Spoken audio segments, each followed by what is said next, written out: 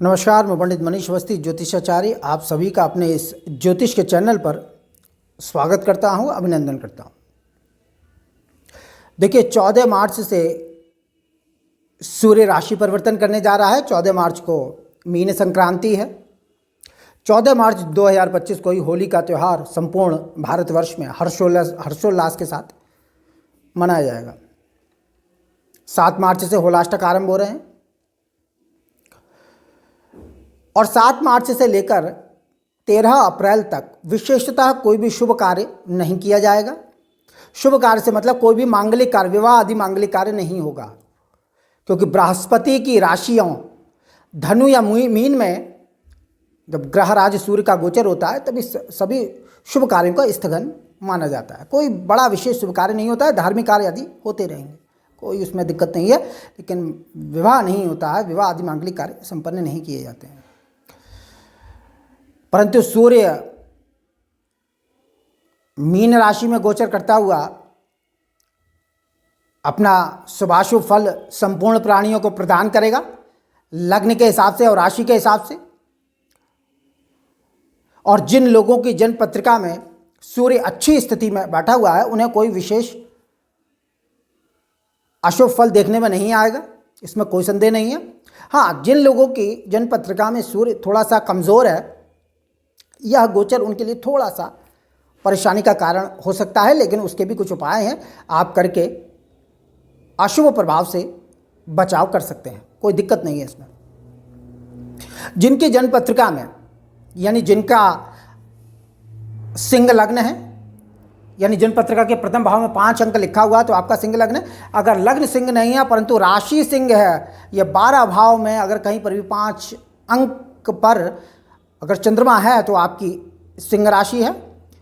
अगर सिंह राशि है आपकी या सिंह लग्न है और आप इस वीडियो को देख रहे हैं तो आपकी जन्म पत्रिका में सूर्य अगर जन्म लग्न से अष्टम हो या द्वादश हो, तुला राशि का हो यानी नीच का हो, तुला नवांश में बैठा हो, लग्न पत्रिका में राहु और केतु के साथ ग्रहण योग बनाकर बैठा हो, शनि आदि के साथ युति हो, शनि और मंगल की दृष्टि में आ रहा हो, विशेषतः शनि की दृष्टि में,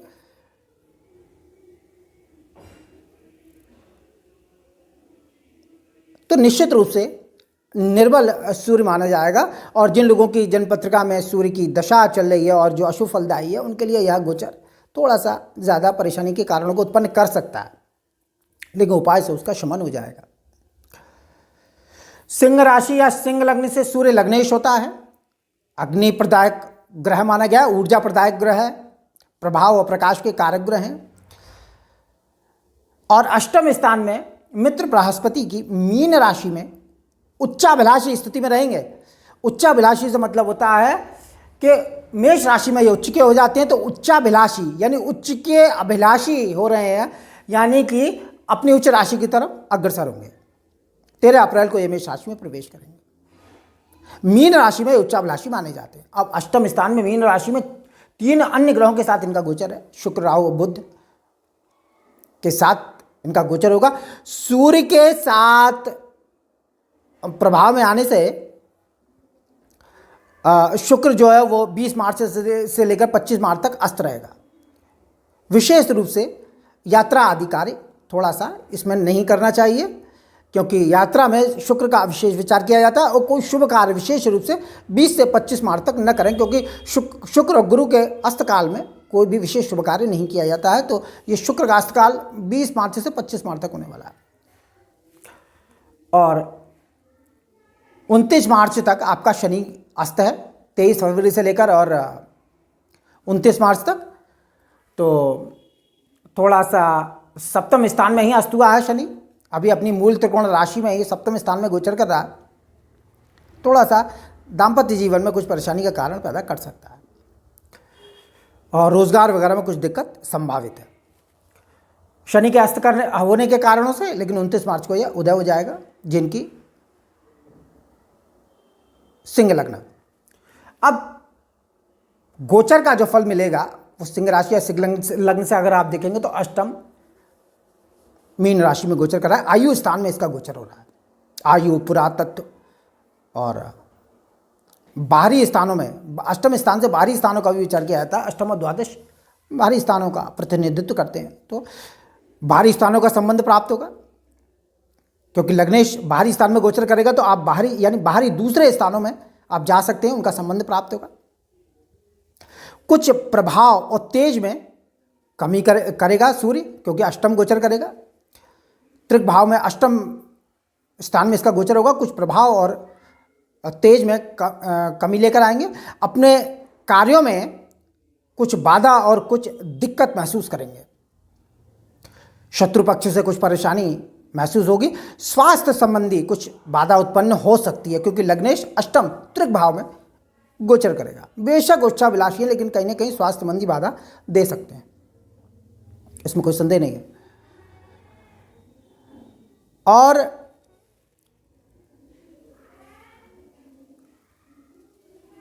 देखिए, शुक्र, सूर्य और बुध और राहु साथ में गोचर करेंगे 14 मार्च से।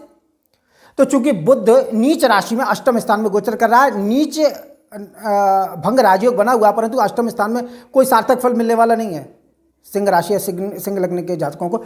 इसलिए जो है वो आपके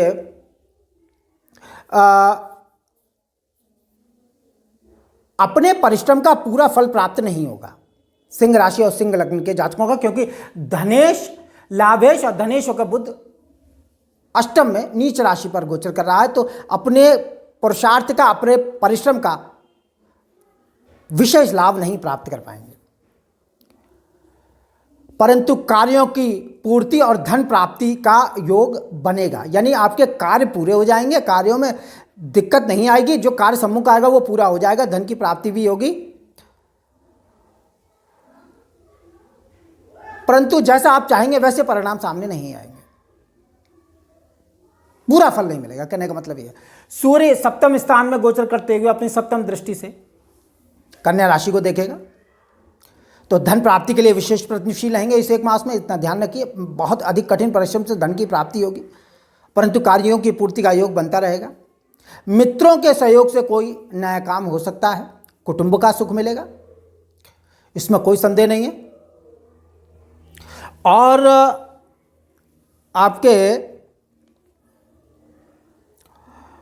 सूर्य और शुक्र की युति भी होगी, तो भाइयों के द्वारा कोई परेशानी के कारण उत्पन्न हो सकती है, भाइयों से कुछ नुकसान का योग घटित हो सकता है, इतना आप विशेष ध्यान रखिए। और इस प्रकार से यह गोचर थोड़ा सा परेशानी देने वाला है, तो आप सूर्य के उपाय करें। नित्य प्रति सूर्य को अर्घ्य दें, गायत्री मंत्र से अर्घ्य दें। सूर्योदय के समय तांबे के लोटे में जल भरकर गायत्री मंत्र से 3 बार में जल गिराना चाहिए।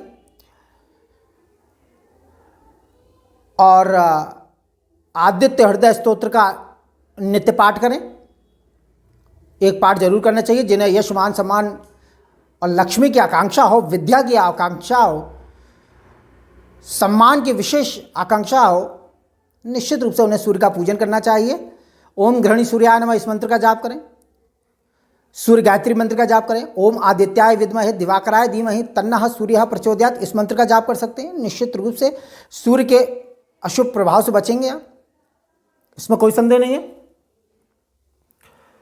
और इस प्रकार से ये छोटे छोटे उपाय करके आप सूर्य के अशुभ फल से अपना बचाव करेंगे।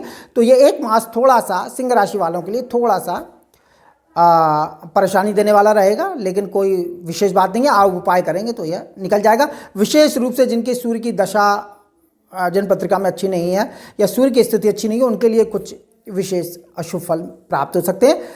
अन्यथा सूर्य जिनकी जन्मपत्रिका में अच्छी स्थिति में बैठा हुआ, अच्छी दशाएं चल रही हैं, गोचर उनको कोई नकारात्मक प्रभाव नहीं दिखाता है, कोई विशेष आपको प्रभाव देखने में नहीं मिलेगा। अगर सूर्य अच्छी स्थिति में है और जो दशाएं हैं, विष्णुत्री अंतर आदि दशाएं हैं, वह अगर अच्छी हैं, तो सूर्य का कोई भी अशुभ फल आपको देखने में नहीं आएगा। आएगा भी तो बहुत नगण्य आएगा। इस बात का विशेष ध्यान रखना चाहिए, क्योंकि जन्मपत्रिका के तारतम्य से ही गोचर के ग्रह अपना फल दिखाते हैं। तो जन्मपत्रिका में ग्रह अच्छी स्थिति में होगा तो गोचर में अशुभ होने पर भी कोई उसका विशेष अशुभ फल नहीं मिलता है। जन्मपत्रिका में अच्छी स्थिति में होगा तो गोचर में जब जब अच्छी स्थिति में आएगा विशेष फल देगा। और जन्म पत्रिका में अशुभ स्थिति में होगा तो गोचर में जब जब अशुभ स्थिति में आएगा निश्चित रूप से अशुभ फल की तीव्रता रहेगी। इस बात को ध्यान में रखकर ही गोचर का फलादेश देखना चाहिए। तो जन्म पत्रिका का ज्ञान होना जरूरी है, जानकारी होनी जरूरी है। अपने भाग्य के विषय में सभी को जानना चाहिए कि आपकी जन्म पत्रिका कैसी है, ग्रह स्थिति कैसी है, कैसी दशाएं चल रही हैं। उसके लिए आप विश्लेषण करवा सकते हैं, नंबर डिस्क्रिप्शन में मिल जाएगा। नमस्कार।